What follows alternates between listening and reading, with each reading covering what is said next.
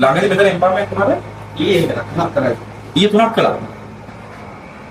සමහර දවස්වල එනවා 7-8 වෙනි දවස්. 7-8. සාමාන්‍ය කොච්චර වෙලාවද යනවද? මට සාමාන්‍ය නෝමල් එකට යන 5යි යන්නේ. හරි. ඔව්.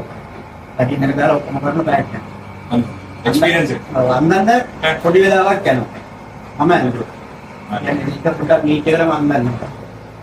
ඒ බෑක් එකට යන්න. බෑක් එකමාරෙන් ටිකිටින් වගේ මරණයක් දෙන්න. නෝමල් එක. නෝමල් එක. අපු වේලට බෑ ටිකක් දෙකමාරක් යනවා. යනවා. පොඩ්ඩක් කියන්න පුළුවන් මේ ඔළුවෙම කපලා තියෙන්නේ. වතුර වගේ ගලනවා. ඒක පොඩ්ඩක් වැටෙන්න තියන්න. සාමාන්‍ය එම්පවර්මන්ට් කරාම කොච්චර කාලද තියාගන්න මන්ද? දවස් දෙක يعني සතියක්වත් තියන්න බෑ බෙහෙත් හරියට ගහලා. බෙහෙත් ගන්නවා. ප්‍රොබ්ලම් ගන්න. මිනි පෙට්ටියත් එක්ක අර දෙන්නේ පොඩි නිකන් මේ සෙට් එකක් වගේ කියන්නේ. ඒ අර ඉනිදියේ කියලා දෙන්න. ගාමේ පිහිනවන. හරි. ඒක. ඇයි පිනිදිය කියන්නේ? ඒක ඉතින් අර ස්ත්‍රීදන් ආපුලියේ දෙක ආදිත්‍යකින් කරනවා. පිනිදිය. අම්මා. උදාහරණයක්. ඒකේ මොන හරි මේ ඇස්ට්‍රල් දෙන්නේ. ආශා ආශාන සෙන්ට් එකක් තියෙන අපිට. ඒ ඇස්ට්‍රල් දෙන්නට ඉස්සර පිනිදිය ඉස්සේ එහෙමද? දැන් සෙට් එකක්.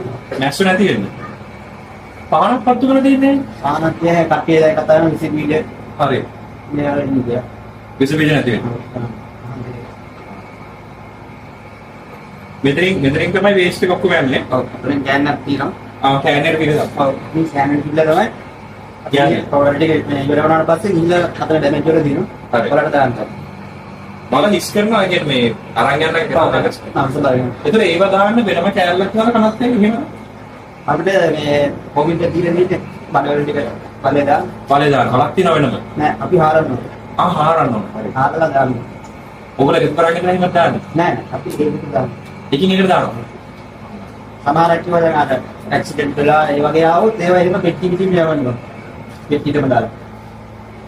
ඇයි? ඒ උත්සාහය නියෝගයක් තිබුණොත් ඒවා යවන්න ඕන. ඒවත් එක දෙනා ගොඩ ගන්න ඕන ඒවා තියෙන්න ඕන එකේ. ඒකේ වීඩියෝ එකේ ඉතුරු ටික බලා ගන්න දැන්ම YouTube එකට ඇවිල්ලා මේ තියෙන විදිහට channel එක search කරලා ඒකෙන් සම්පූර්ණ වීඩියෝස් බලන්න.